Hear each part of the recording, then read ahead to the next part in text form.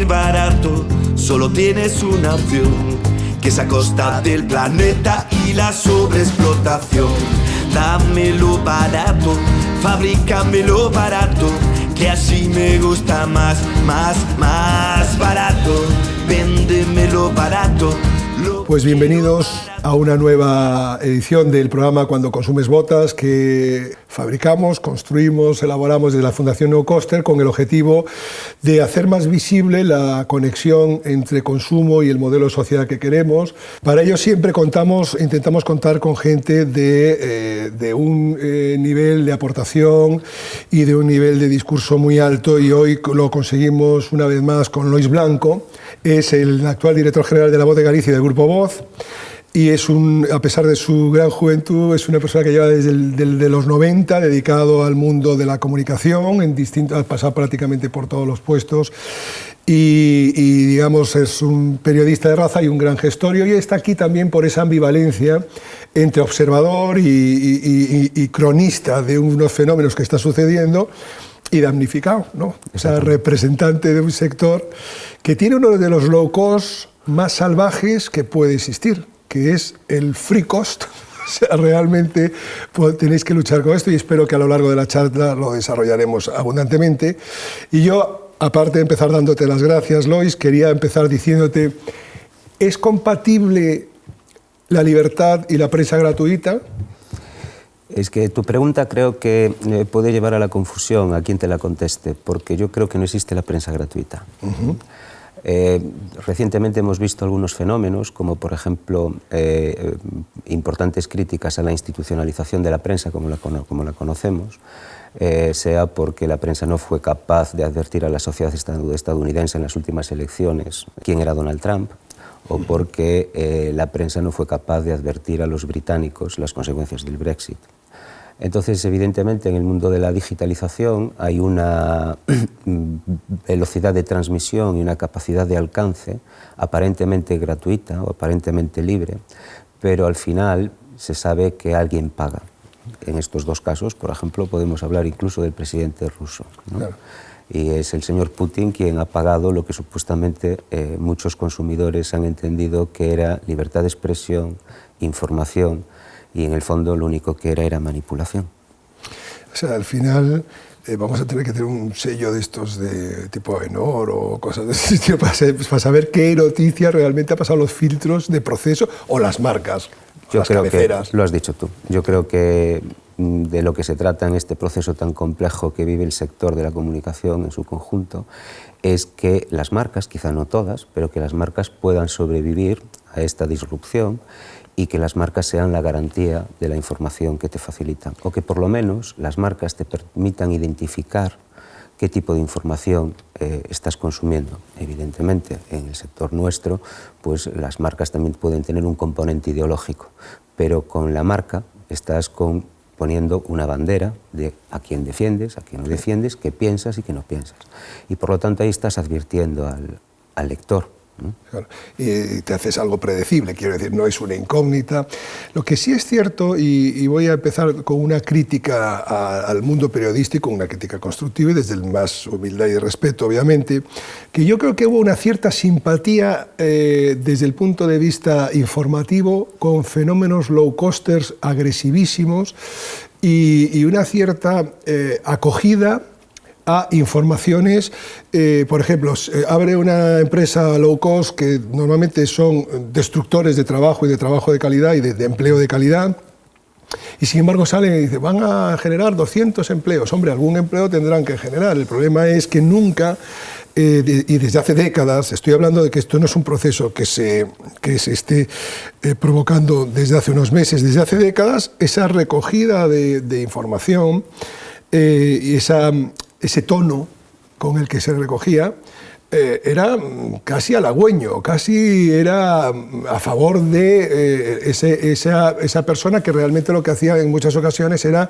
degradar el tejido productivo, el tejido empresarial de la zona y los empleos de calidad. ¿Por qué crees que pudo haber sido esto? O si estás de acuerdo con la crítica. Yo creo que tienes razón en la crítica.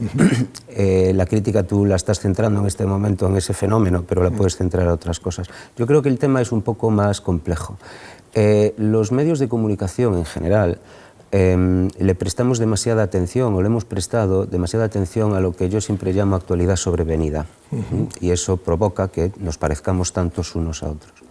Y muy pocas veces le prestamos atención a las consecuencias de lo que contamos. Y eso es, por ejemplo, lo que ha pasado con el fenómeno low cost, en mi opinión. Sí. La actualidad sobrevenida, el tiempo avanza y la actualidad sobrevenida pues es un día una y otra, al día siguiente, ¿no? Entonces, por hablar de algunos casos, por ejemplo, las aerolíneas. Las aerolíneas yo creo que en algún momento dado tuvieron un empujón muy importante a favor de los medios de comunicación. Hoy los medios de comunicación son un problema para las aerolíneas de bajo coste. Claro, porque han sido otros miembros de la sociedad los que han tomado la voz en cuestiones de este tipo. Muchas veces los clientes por un mal servicio, muchas veces los trabajadores por unos derechos laborales totalmente destructivos, y todo puede ir cambiando. Los medios nos tenemos que hacer autocrítica por no haber visto las cosas con más perspectiva, pero la misma autocrítica nos la podríamos hacer ahora con las cosas que están pasando también, ¿no? ¿Tú auguras que a lo mejor en el mundo de la comunicación puede haber algo parecido, una especie de tarifa plana por acceder como visión? Es que nosotros vivimos en una burbuja en España. Nosotros vivimos en una burbuja. Los medios de comunicación se confiaron en tener decenas de miles, en algunos casos millones de usuarios únicos, pensando que podrían vivir de esa publicidad, ¿no? que les daría esa masa crítica tan importante. Hoy se dan cuenta de que eso no es sostenible. La publicidad rentable en el ámbito digital es la que controlan las grandes compañías de las que todos podemos pensar, desde Google a Facebook a Amazon, porque tienen una data que tú nunca vas a tener, y además porque al final los medios de comunicación en España o en cualquier otro sitio, lo que tienen que poner por delante es su marca y tienen que tener unos clientes que sepan lo que están leyendo.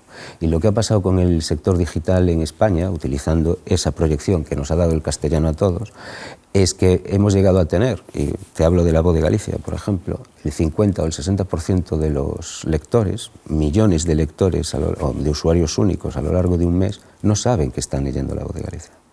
Están leyendo un contenido que no saben dónde está, dónde procede, dónde no procede, ¿no? Entonces eso cambiará. En España, durante este próximo año y el siguiente, comenzará a haber medios de comunicación que empiecen a cobrar por sus contenidos. Ya veremos cómo lo hacen, pero esto es un fenómeno que está ocurriendo en toda Europa. Estamos escaneándonos realmente nuestra vida y cediéndolo gratuitamente. Y entonces la alerta de todo este mundo de Big Data es la alerta máxima, que es la pérdida absoluta de libertad. Es una especie de esclavismo en favor del algoritmo. Pero vamos, es decir, han pasado cosas.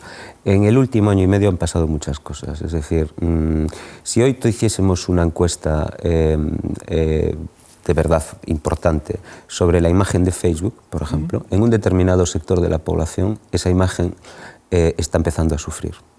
Los casos que hemos conocido de Cambridge Analytica, de las intromisiones de terceros países en procesos electorales, del fomento de corrientes populistas a través también de robots, bots, cosas que antes no hablaríamos, ¿no?